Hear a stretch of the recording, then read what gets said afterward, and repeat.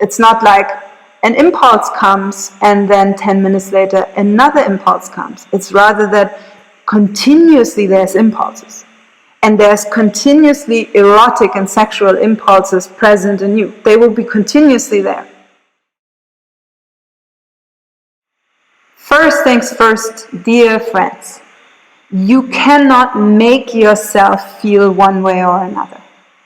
You can influence resonances inside of your being. You can choose to resonate with certain aspects and accumulate, for example, love within your being. You can accumulate joy within your being.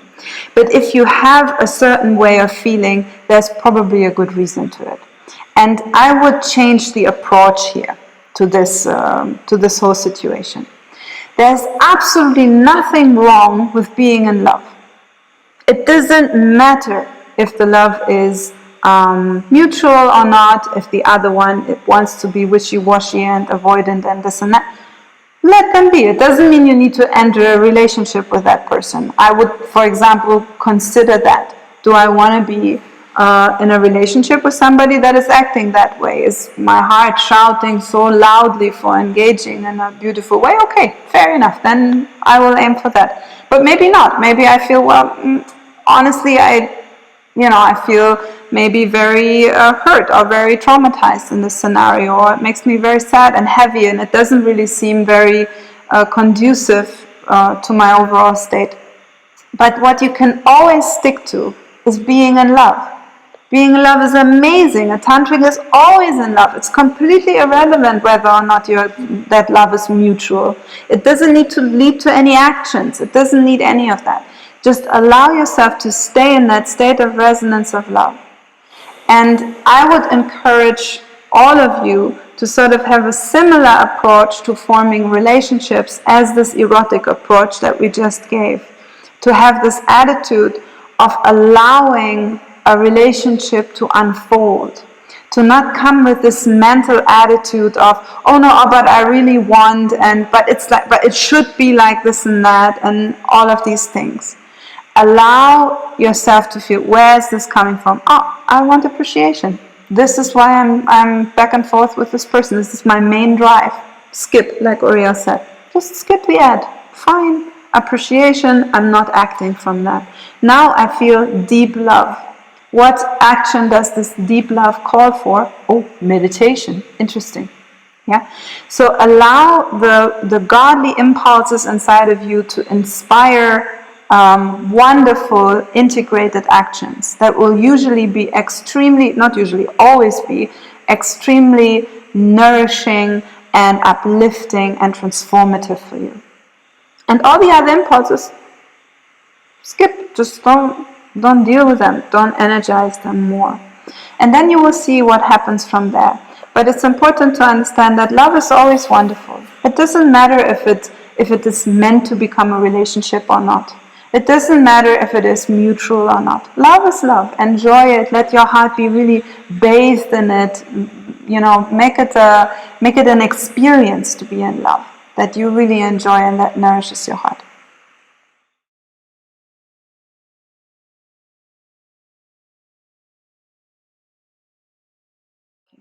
Yes, it's good to learn them.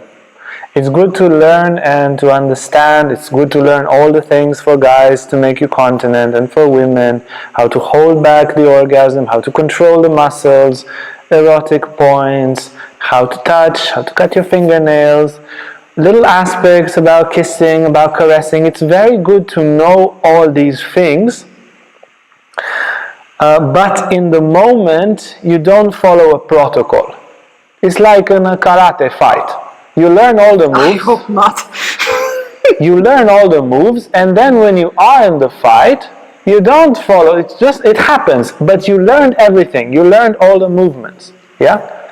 In the same way, you know how to kiss, how to caress, how to touch, the pressure of the hand, the contraction, the control of all the muscles in the pelvic area, the flow of energy upwards, the game of the chakras, all these things. Very important. You learn all of that, you do all of that, and then in the moment, your spontaneous impulses will include that knowledge. And then from that spontaneous impulse, you will follow what you already learned, already trained, already mastered to a certain degree and follow that. We have the masculine approach of the karate. Maybe if you wanted a bit more flowery, you could think of it like a painter who has all the different colors and brushes and canvases and so forth.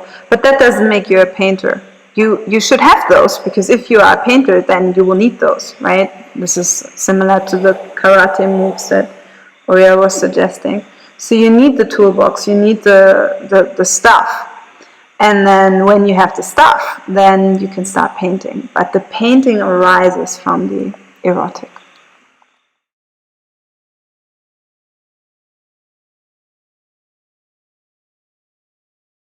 Not really.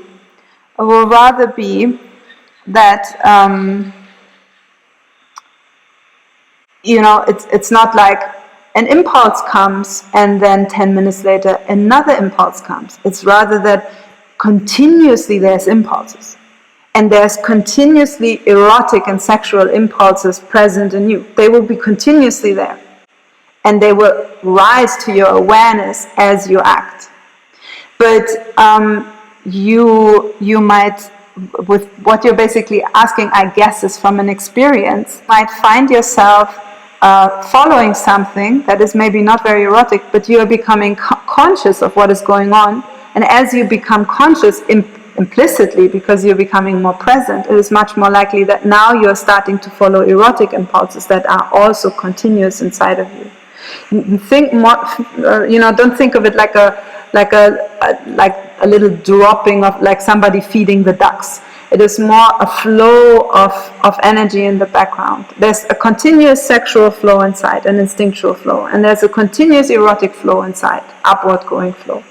So then if you attune to the erotic by becoming conscious, even if you become conscious that, oh, I was not very conscious just then, I started to be full of desire just then, but now I'm becoming conscious, already you're starting to attune to the Eros.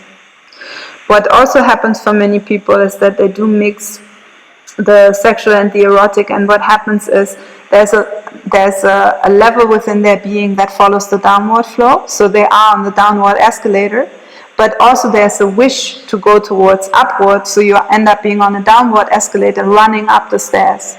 But that will also lead you down eventually. So make sure not to have these double choices. But then just take a break. If you detect a sexual impulse, take a break, breathe, become aware.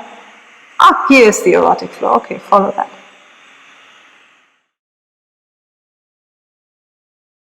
Yes, it's very important to discuss these things, and you cannot force anyone to be erotic. They need to want it, and it's good to inform them. Yeah, you show them the YouTube, and I don't know, whatever Blandine said, click the bell. You show them, and you bring the information there, and then if their heart feels inspired, they will follow. But if you go erotic and they go sexual, you won't meet, like in the mall. You can meet for a second in between. Yes, Hi! Gone. One down, one up. Yes, so you can say, it is very, very important for me, and I want to fuse with you. I don't want to be abused by you. I don't want to be dragged down by you. I want us to rise softly together. So you can say it's important, you can bring the information across, but they need to choose it. And it's very good to have a dialogue and gradually to attain the openness for these things. And you can tell your lover, look, you will become an amazing lover, like a really amazing lover, and you will reach very high and wonderful states of consciousness. I want to add to this, this is very wonderful what Uriel shared for the practical side of things. And I want to add to it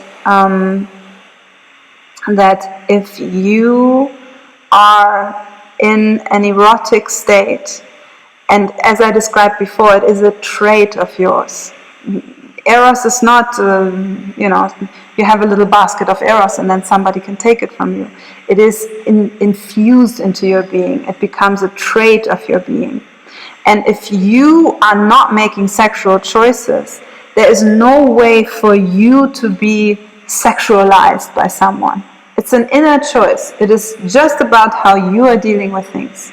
Now, obviously, it might still be that your lover is there on their own thing, making more sexual choices. And then you will see that there will be some sort of, I don't want to say disconnect, because you don't necessarily need to be disconnected, but there will be some sort of gap appearing where then this sort of talk could happen. Or where, also something that does happen, where your beloved, if they do love you, they might simply attune to you and feel you and be like, okay, wait a second, yeah, well, okay, no, this just doesn't, we are not coming together on this sexualized front somehow. And even they might not know what is going on, they might simply attune to this energy if you are very clearly manifesting and if you are very clearly choosing it. That's why I feel it's very, very important to figure it out inside of you very well. Not necessarily first, but at least next to all the efforts that you make as a couple, make the effort as an individual as well. And then yes, have these talks, build it together, but also understand that there's a responsibility on your end to make the erotic choice no matter what your lover might be doing, and you might even inspire them to sort of join you on that trip, even intuitively, energetically, spontaneously.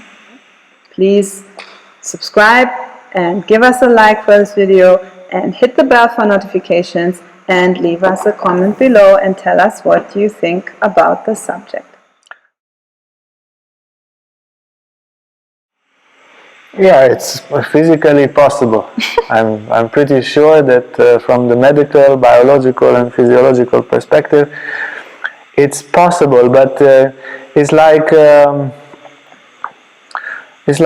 one day you fill gasoline in your gas tank, and one day you have no hole in the gas tank, and the other day you have a hole in the gas tank, and the next day you plug the hole in the gas tank, and the other day you have again a hole in the gas tank. You will not drive very far. Yeah, if you are a non-tantric lovemaking, you are wasting your creative potential and you can't reach very far. It's like Ramakrishna gave this example. Two drunk people, they drink all the booze on one side of the river, and then there's another pub on the other side. They go towards the other side, they find a little boat on the river, and the whole night they row the boat in the fog, only to discover in the morning they stayed on the same side of the river. And they discovered that the boat was tied to this side of the river. If you are practicing or you are being sexual in a non-tantric way, every now and again, frequently enough, your boat will be stuck to this side of the river. No doubt about it. Once a year is already too much. If you want your boat to sail to the other side of the river, you need to release the rope. You need to let go of that animal-like, instinctual-like, pre-programmed, mechanic, heartless sexuality. If you don't release that, you, all of you, not just your sexuality, all of you will stay stuck on this side of the river. And I don't know if you noticed, the booze on this side of the river is gone. There's no more booze here. If you want to get drunk, you go on the other side. Very good booze. So the tantric choice needs to be immaculate. If you are interested in rising to a new spiritual level, that's the destination. It takes time, it takes practice, it takes real inner sacrifices. But once you do that, you can go and your boat is released and you can really get drunk on the other side. It's so much better than the booze on this side, you can't imagine.